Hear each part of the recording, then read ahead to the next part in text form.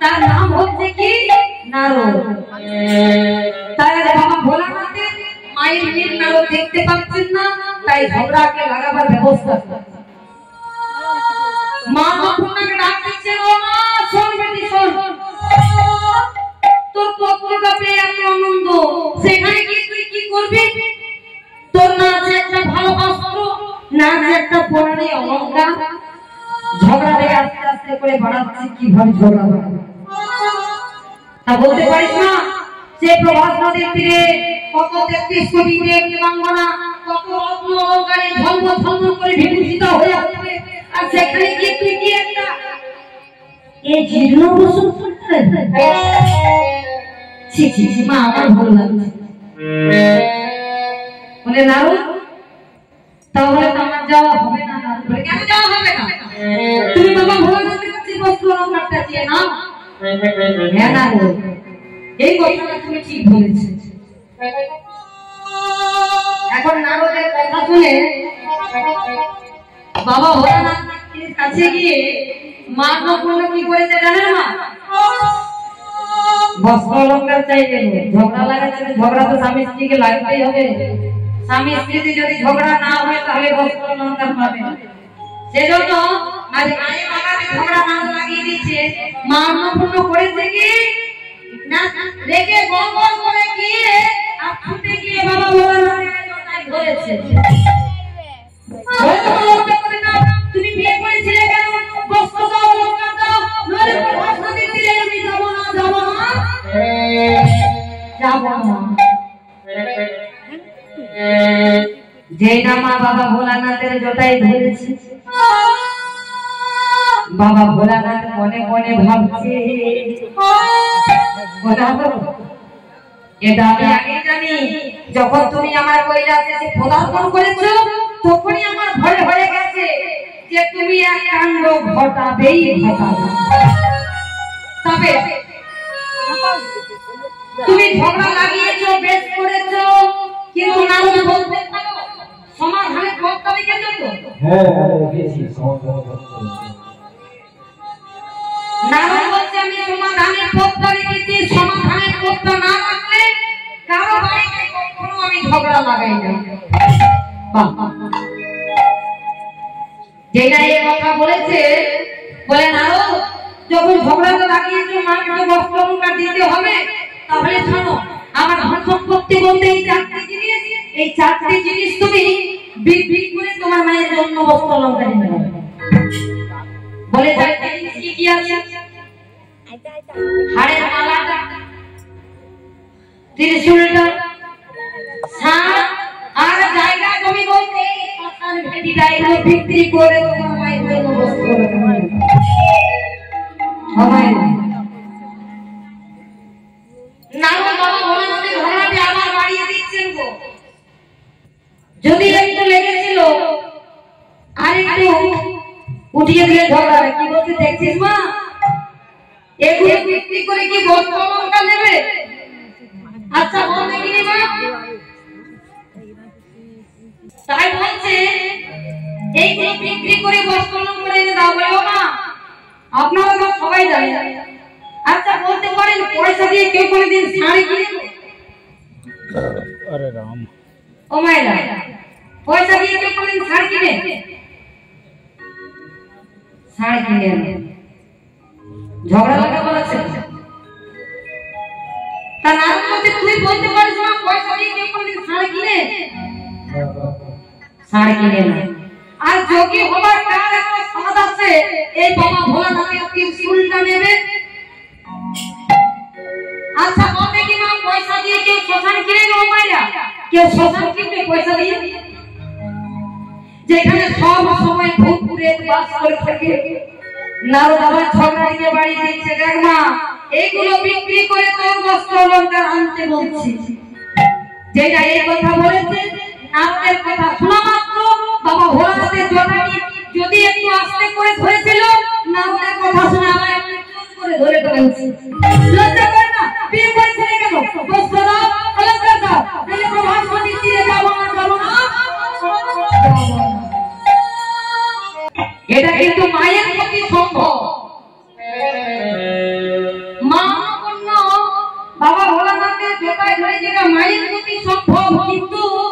আমরা যদি বস্ত্র অলঙ্কারের জন্য স্বামীর জটায় ধরি তাহলে আমাদের প্রতি কিন্তু অসম্ভব।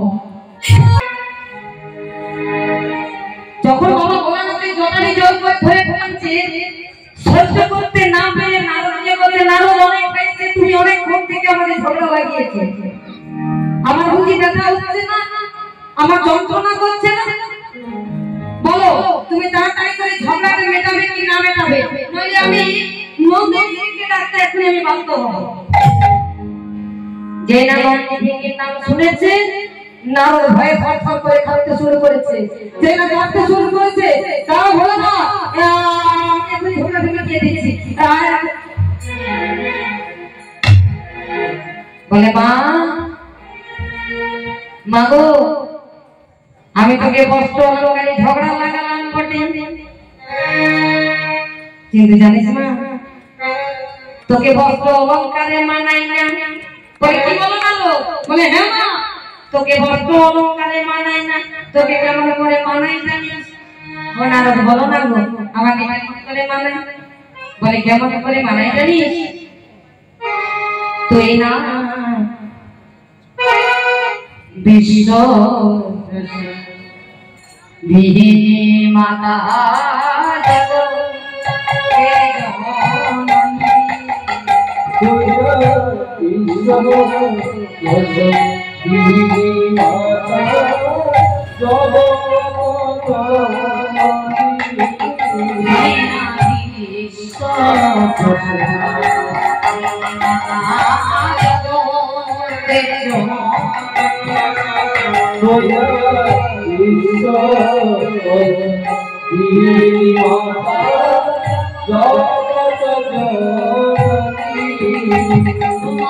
দণ্ডে দণ্ডে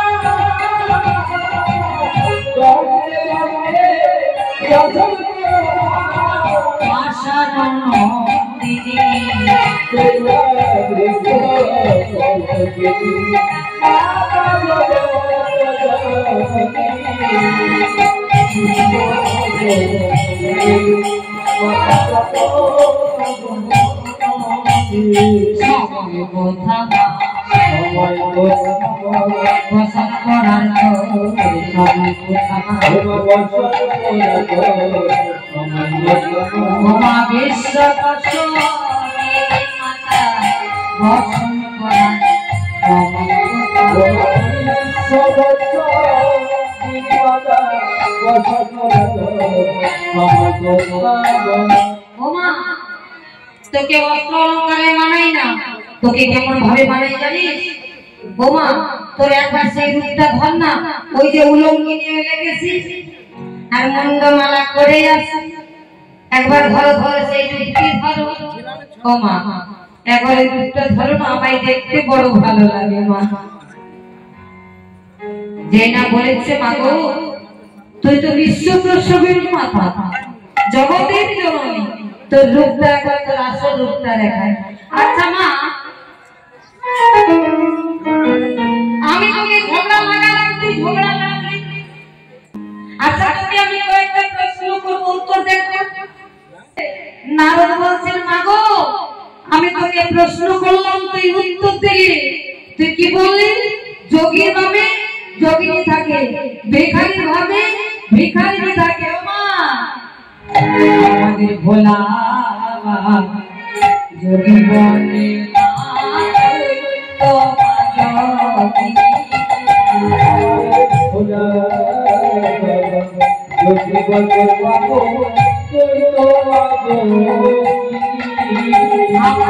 ভোলা বাবা ইত্যাদি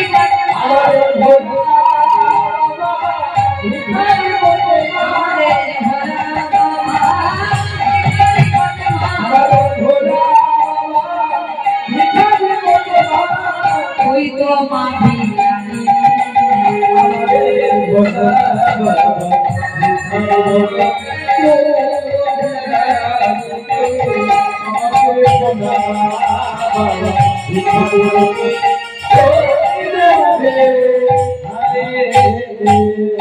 ওমা তোর অভিমান করা চলবে না।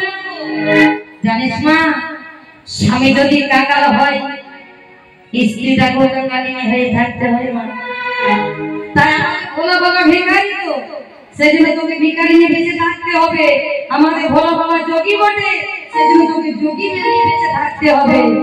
জানিস মা, স্বামী যদি কাকাল হয় স্ত্রীটাকে তার সঙ্গে কাকালিনী হয়ে থাকতে হয়। তার কারণ জানেন মা, সে যদি রাজার মেয়ে থাক বা গিরিরাজের মেয়ে থাক, কিন্তু স্বামী যদি কাঙ্গাল হয় স্ত্রীকেও তার সঙ্গে কাঙ্গালিনী হয়ে থাকতে হয়।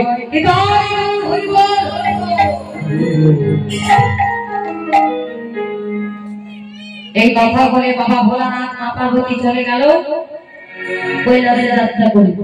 কৈলাস থেকে চলে যাচ্ছেন এবারে প্রভাস নদীর তীরে মনের আনন্দে। নারদ মনে মনে ভাবছে, জানো বাবা যেমন ঝগড়া মিটিয়ে দিলাম। এবার নারদ কোথায় চলে যাচ্ছে? সর্বভক্ত সকলকে একান্তি করে নিমন্ত্রণ হলো। এইবার নারদ চলে যাচ্ছেন বৃন্দাবনে মধুর প্রেম পরীক্ষা করবে।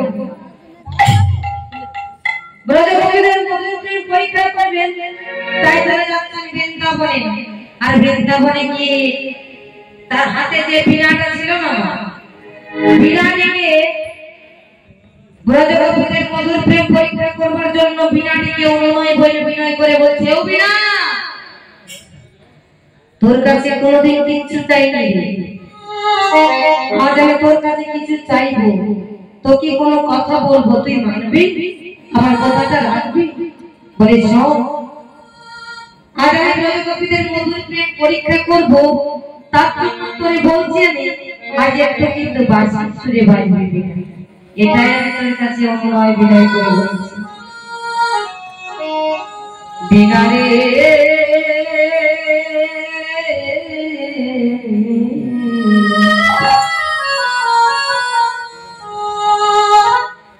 বহু মিনতি করিত বিনা রে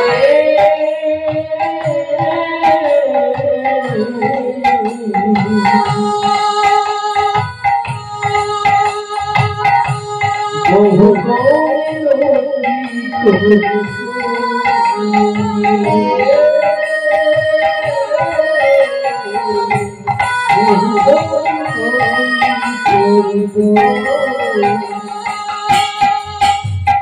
বাসের সুরে হে বাজে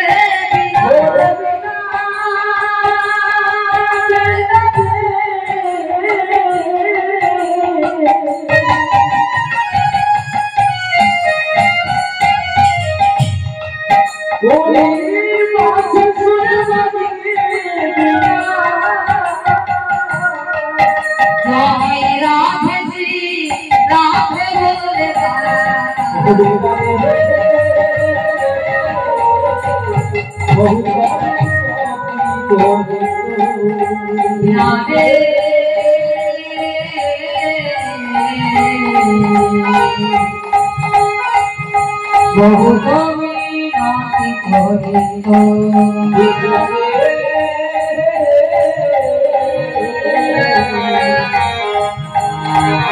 বহু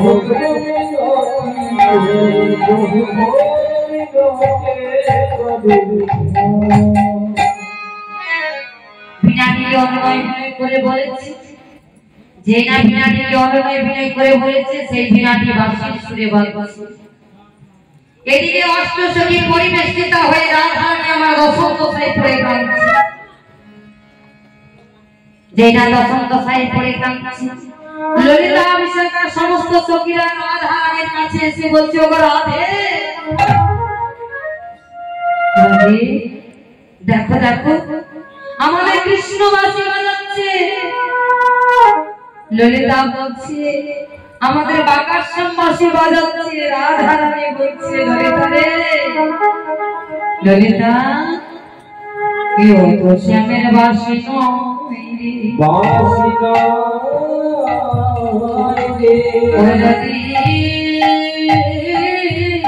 শ্যামের বাসি হতো ললিতা রে আমার মনে কত আনন্দ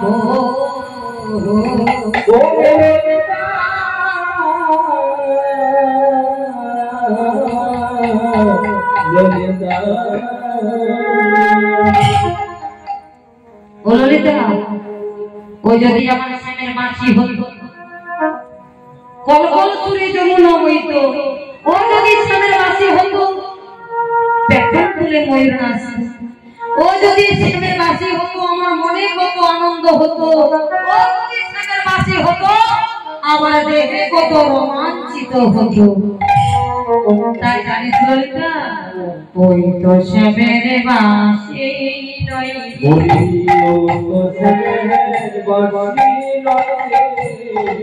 শ্যামের বাসি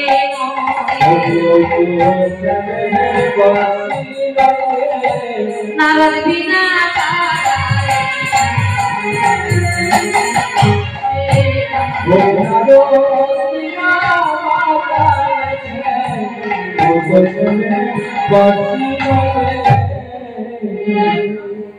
যে নাই কথা বলেছে ব্রজগোপীদের মুখে এই কথা শুনে নারদ মুনি এখন তাড়াতাড়ি করে চলে এসেছে সেই ললিতা বিশাখার কাছে এসে যেটা দাঁড়িয়েছে ললিতা বিশাখা বলছেন নারদ মনিবর আমাদের কাকার স্বামী কেমন আছে কেউ বলছেন আমাদের প্রাণ গোবিন্দ কেমন আছে নারদ মনে মনে ভাবছে বাহ মধুর প্রেম চমৎকার বলে এখানে আমি তোমাদের সবাই নিমন্ত্রণের পত্র নিয়ে এসেছি সবাইকে পত্র দিয়ে দিলেন পত্র পেয়ে শ্রীমতী রাধারানী বলতে ললিতা আমি তো প্রভাস নদীর তীরে যাবো আর বাড়ি ফিরে আসবো না রে তাই যাই আমি শাশুড়ি ননদের কাছে বিদায়টা নিয়ে নিই তাই শাশুড়ির কাছে গিয়ে বলছে শাশুড়ি গো আমাকে শেষবারের মতো বিদায় দাও আমি প্রভাস নদীর তীরে যাবো আর বাড়ি ফিরে আসবো না শাশুড়ির কথা মা শাশুড়ির কথা তো বুঝতে পারছি শাশুড়ি শাশুড়ি নমনি নয় শাশুড়ি যার ঘরে বৌমা আসছে বৌমাকে আসতে দেখে শাশুড়ির শ্বাস যাচ্ছে উড়ি উড়ি সেই জন্য হলো শাশুড়ি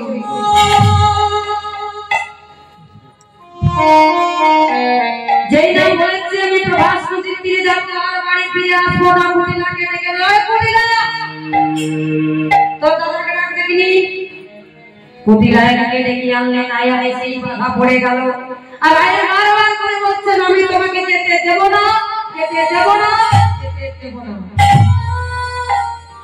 রাধারানী বলছেন শোনো স্বামী তুমি যে বারবার করে আমায় বারণ করছো তুমি জানো না আমি পূর্ব জন্মে বৈকুণ্ঠে ছিলাম লক্ষ্মী তুমি ছিলে সুযোগ ব্রাহ্মণ লক্ষ্মীকে পাওয়ার জন্য তুমি 6 জন্ম তপস্যা করলে 7 জন্মের পর ভক্তাদি গোবিন্দ তোমাকে ফিরিয়ে দিতে পারলেন না তাই তোমাকে বর দিলেন যে তুমি এক জন্ম লক্ষ্মীকে স্ত্রী রূপে পাবে কিন্তু সেদিন আমি তোমাকে দিয়েছিলাম অভিশাপ যে জগতে তুমি আর কোনো নারী খুঁজে পেলে না তবে মনে রেখো আমি এক জন্ম তোমার সঙ্গে স্ত্রী অবিরল হয়েই থাকবো করেই থাকবো কিন্তু তোমার সঙ্গে আমার কোনোই সম্পর্ক থাকবে না তার কারণ এই জন্য তোমার সঙ্গে কোনো সম্পর্ক থাকবে না তুমি হলে নপুংসক সেই জন্য তোমার সঙ্গে আমার কোনোই সম্পর্ক থাকবে না এই বলে শ্রীমতী রাধারানী নিজের রূপ থেকে ধারণ করলেন আর বললেন বলো তোমরা আমায় যেতে দেবে কি যেতে দেবে না যেই রাধারানী নিজের রূপ থেকে ধারণ করেছে সেই ভক্তি রূপকে ধারণ করে দাঁড়িয়েছে জটিলা জটিলা আয়াত ঘোষ তারা সকলে চরণে ধরে বলছে আরে তোমাকে আমরা বারণ করি ভুল করেছি তুমি আমাদেরকে ক্ষমা করে দাও বলে আমি তিনজনকে ক্ষমা করে দিলাম, বড় উপকার কি করেছ? যদি রাবণী বর চাইলেন আমি যেন বৈকুণ্ঠ লাভ করতে পারি, আর আমি বর্ষ মুক্ত বর চাইব। রাধারানী বললেন তথাস্তু। আর এদিকে কুটিলানা নদী এক পাশে বসে বসে কাঁদছেন।